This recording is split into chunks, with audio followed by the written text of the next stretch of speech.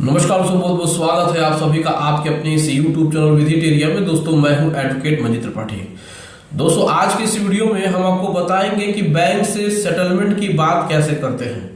दोस्तों अगर आपने कोई भी लोन लिया है, चाहे वो सिक्योर्ड हो और चाहे अनसिक्योर्ड हो, और आपने इसमें अपना डिफॉल्ट कर दिया है, EMI आपने पे नहीं किया है, आपकी जो भी प्रॉब्लम है, चाहे आपकी नौकरी चली गई है, चाहे आपका बिजनेस बंद हो गया है, आपको फाइनेंशियल लॉस हो गई है, आपका बिजनेस डूब गया है, नौकरी चली गई है और आपने पैसा इधर उधर इन्वेस्ट कर दिया है, अब क्या है कि EMI देने की आप में अब हिम्मत नहीं है कि आप EMI दे पाए। आपकी फाइनेंशियल सिचुएशन कुछ ऐसी है कि अब आप EMI देने के समर्थ में नहीं है, आप अपना घर चलाएं या फिर EMI दें, लेकिन आप चाहते हैं कि आपका लोन सेटल हो जाए।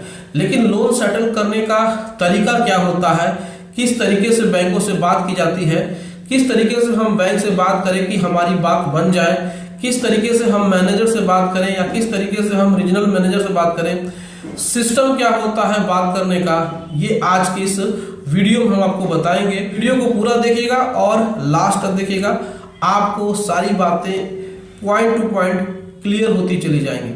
दोस्तों सबसे ज्यादा इंपॉर्टेंट बात ये होती है कि हम अपनी बात किसी को समझा पाए। जब तक कम्युनिकेशन आपका किसी व्यक्ति के साथ नहीं होगा, जब तक बातचीत नहीं होगी और वह बातचीत पॉजिटिव वे में नहीं होगी, तब तक आपका काम नहीं बनेगा। आप लाख कोशिश कर लीजिए फिर भी आपका लोन सेटल नहीं होगा, जब तक कि आप बैंक से सही तरीके से बात नहीं करेंगे। सही तरीका क्या होता है बहुत सारे लोगों को नहीं पता है। मैंने बहुत बार अपने वीडियोस में बताया है कि लोग बैंकों से बातचीत करने में असफल क्यों हो जाते हैं, क्यों उनका जो लोन है वो कम पैसों में जहां सेटल होना चाहिए था वह ज्यादा महंगे में सेटल होता है।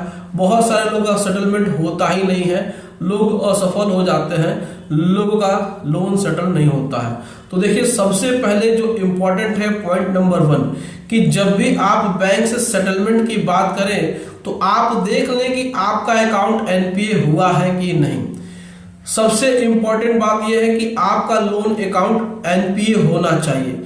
बहुत लोग क्या सोचते हैं कि एक EMI दिया, 2 EMI दिया और उनका अभी अकाउंट NPA नहीं है और वह सीधे सीधे बैंक के मैनेजर या फिर रिकवरी एजेंटों को अपनी प्रॉब्लम बता देते हैं कि हम अगले महीने से पैसा नहीं दे पाएंगे, हमारे पास पैसा नहीं है, हम इसमें सेटलमेंट करना चाहते हैं। तो जब बैंक के मैनेजर को या रिकवरी एजेंट को ये पता चलता है कि आप सेटलमेंट करना चाहते हैं और आप NPA जानबूझ के करना चाहते हैं, तो आपके ऊपर प्रेशर डालते हैं और आपका अकाउंट वो NPA होने ही नहीं देते हैं। और जब तक अकाउंट NPA नहीं होता है तब तक आप सेटलमेंट की बात तो कर ही नहीं सकते हैं। तो इसीलिए सबसे पहले आपको ये ध्यान देना है कि आपका अकाउंट NPA होगा तभी जाकर के आप बैंक से बात कर पाएंगे। दूसरी बात इसमें यह है कि जब तक आपको कोई भी रिमाइंडर नोटिस या रिकॉल नोटिस नहीं आ जाती है NPA के बाद, तब तक आप सेटलमेंट की बात किसी से भी नहीं करेंगे, न बैंक के मैनेजर से करेंगे और न ही रिकवरी एजेंटों से करेंगे। आप हमेशा इस बात को ध्यान रखिएगा कि कोई भी रिकॉल नोटिस आती है उसके बाद ही आपको सेटलमेंट की बात करनी है। तीसरा जो है, आप अगर बैंक के मैनेजर से आपने सेटलमेंट की बात करी है तो वह आपको लिखित में करनी है, यानी कि आपको एक एप्लीकेशन, एक लेटर लिख करके उनको अपनी समस्या बतानी है।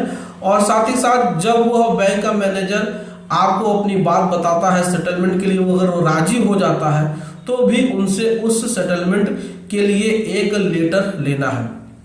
मान के चलिए आपका लोन अगर 50% डिस्काउंट पे सेटल हो रहा है तो उस लोन अमाउंट को वह लेटर में लिख करके देंगे। कितने महीने तक का टाइम आपको दिया जा रहा है, 4 महीना, 6 महीना, हर महीने कितने पैसे आपको देने हैं, एडवांस में कितना देना है, और पूरा पैसा देने के बाद यानी कि सेटलमेंट का 50% जितने में भी आपका सेटलमेंट हो रहा है उतना देने के बाद आपको NOC कब मिलेगी। NOC का जिक्र जरूर होना चाहिए। अगर NOC का जिक्र नहीं होगा तो फिर समझ के चलिए कि ये आपका लोन सेटल हुआ ही नहीं।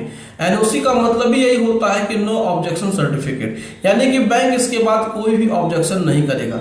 लेकिन इसमें आप लोग बैंक की चिकनी चुपड़ी बातों में, मीठी मीठी बातों में आ जाते हैं और वो वर्बली ही आपका सेटलमेंट के नाम पे आपसे पैसा ले लेता है। 2-4 महीनों की आपको वो छूट दे देता है कि वो 2-4 महीने आपको ना तो लीगल नोटिस भेजेंगे और न ही किसी अपने रिकवरी एजेंट को आपके दरवाजे पे भेजेंगे। आपने सोचा कि आपका लोन सेटल्ड हो गया, 4-6 महीने के बाद कोई नया मैनेजर आया, उसने देखा कि इसमें अभी तक ड्यूज चल रहे हैं और उन्होंने आपको बुला लिया, तो यहाँ पे आपका बड़ा नुकसान हो जाता है। तो हमेशा याद रखिएगा, सेटलमेंट वर्बली करिए, सेटलमेंट हमेशा रिटर्न में करिए।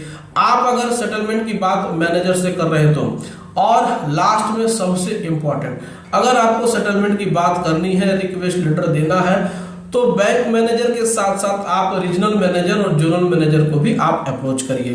देखिए, जब भी सेटलमेंट की जो डिसीजन की बात आती है वो हमेशा रीजनल मैनेजर या फिर जोनल मैनेजर की होती है। तो रीजनल मैनेजर तक भी अगर आप पहुंच जाते हैं तो आपका काम हो जाता है। आपको यहाँ पे एक फॉर्मेट से चलना है। देखिए, बैंकों को रिक्वेस्ट लेटर देने का एक फॉर्मेट होता है। आप जिस तरीके से लेटर लिख कर ले जाते हैं सादे पन्ने पे, वह बिल्कुल नहीं चलता है, वह इनफॉर्मल लेटर होता है। आपको फॉर्मल लेटर लिख कर जाना है, वहां पर तरीके से लिख करके उनके हेड ऑफिस में जा करके उनके सामने बैठ करके रीजनल मैनेजर के उनके हैंड टू हैंड देना है, यानी कि हाथों में जाकर देना है कि सर ये मेरा एक रिक्वेस्ट लेटर है, इसको पढ़ लिया जाए, इसमें हमने अपनी प्रॉब्लम लिख दी है और हम अपने मुंह से भी कुछ बताना चाहते हैं। तो आप वहां पे जाकर के अपनी प्रॉब्लम बताते हैं, तो ही वहां से जो भी दिशा निर्देश जारी होगा, यानी वहां से जो ऑर्डर पास होगा, डिसीजन जो लिया जाएगा, वो आपके क्षेत्रीय बैंक जो कि आपका अपना शाखा है, जो भी ब्रांच है, वहां के ब्रांच मैनेजर को ऊपर से इंस्ट्रक्शंस दिए जाएंगे कि इस अकाउंट नंबर को इतने में सेटलमेंट करना है, ये इनका रिक्वेस्ट लेटर आया था और ये उनका सेटलमेंट लेटर अप्रूव्ड हो गया है, आप उनको दे करके इस तरीके से सेटलमेंट करा लीजिए। तो ये पूरा का पूरा तरीका होता है, सही तरीका होता है लोन को सेटल कराने का।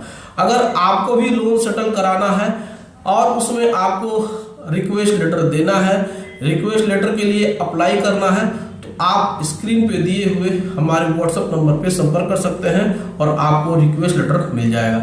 आपको किसी भी प्रकार की लीगल एडवाइस की भी जरूरत है तो आप वहां पर संपर्क कर सकते हैं। व्हाट्सएप नंबर दिया हुआ है, आप व्हाट्सएप नंबर पर संपर्क करिए, आपको डिटेल में लीगल एडवाइस मिल जाएगी।